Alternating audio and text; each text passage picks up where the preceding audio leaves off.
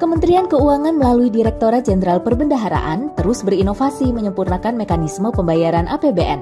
Di antaranya melalui modernisasi sistem pembayaran APBN secara non-tunai, salah satunya dengan penggunaan kartu kredit pemerintah yang berlaku menyeluruh sejak 2019. Implementasi kartu kredit pemerintah atau KKP tak hanya bertujuan meminimalisir penggunaan uang tunai dalam transaksi keuangan negara, namun juga meningkatkan keamanan dalam bertransaksi, mengurangi potensi fraud dari transaksi secara tunai, serta mengurangi cost of fund atau idle cash dari penggunaan uang persediaan. Yang pertama adalah terkait dengan transparansi. Kalau kita menggunakan cash, itu susah kita lacak. Makanya kalau kita udah ngomongin transparansi, ujung-ujungnya kita bicara tentang akuntabilitas. Akuntabilitasnya akan sangat jauh lebih baik, karena pemerintah akan lebih mudah mempertanggungjawabkannya. Atau kalau kita balik, kita lebih mudah meminta pertanggungjawaban dari pemerintah terkait penggunaan uang negara, terkait dengan APBN, karena semuanya digital. Nah, yang kedua adalah menyangkut masalah kecepatan, karena pemerintah dalam melaksanakan procurement, pembelian dan sebagainya bisa menggunakan kartu kredit pemerintah, sehingga lebih mudah. Jadi dalam banyak hal saya kira kartu kredit pemerintah ini adalah sesuatu yang positif yang bisa kita harapkan membantu kita memperbaiki banyak hal tadi. Proporsi uang persediaan kartu kredit pemerintah adalah sebesar 40% dari total uang persediaan.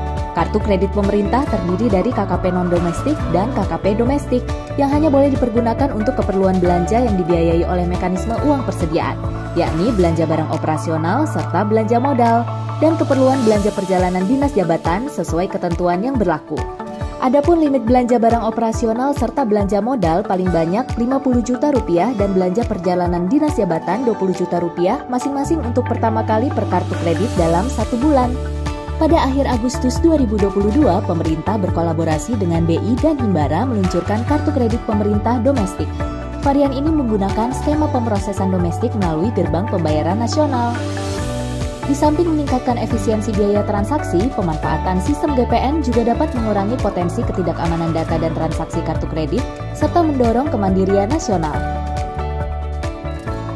Kalau pemerintah menginisiasi, termasuk juga mempromosikan penggunaan GPN, ini tentu adalah suatu hal yang sangat baik, karena satu menghemat, tadi manfaat dari transaksi digitalnya, yang kedua adalah membangun nasionalisme, yang ketiga adalah kita menghemat, kita tidak perlu membayar kepada pihak lain.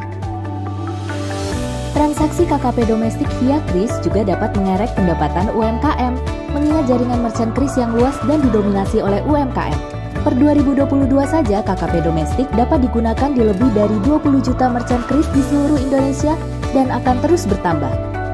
Hingga triwulan 2 2023, data aplikasi Sakti Ditjen Perbendaharaan mencatat KKP domestik telah digunakan oleh kurang lebih 600 satker di seluruh Indonesia, dengan nilai transaksi diperkirakan mencapai sebesar Rp26 miliar. Pengembangan kartu kredit pemerintah atau KKP masih terus berlanjut disertai dengan penyesuaian limit. Pada Mei 2023, pemerintah meluncurkan KKP domestik kartu fisik yang kemudian dikenal sebagai Kartu Kredit Indonesia atau KKI segmen pemerintah. Saya kira ini adalah gagasan bagus, inisiatif yang sangat bagus. Persoalannya adalah bagaimana kita mensinkronkan, mengharmonisasi ketentuan-ketentuan yang ada. Ya kan, ini pasti kan terkait dengan pengeluaran pemerintah, belanja pemerintah. Ada aturan-aturan main yang harus dipenuhi. Nah, sinkronisasi ketentuan-ketentuan, aturan-aturan main itulah yang saya kira yang harus disesuaikan, sehingga pelaksanaan, pemanfaatan atau penggunaan kartu kredit pemerintah di dalam setiap transaksi, setiap belanjanya pemerintah itu bisa dilakukan secara baik dan bisa dipertanggungjawabkan.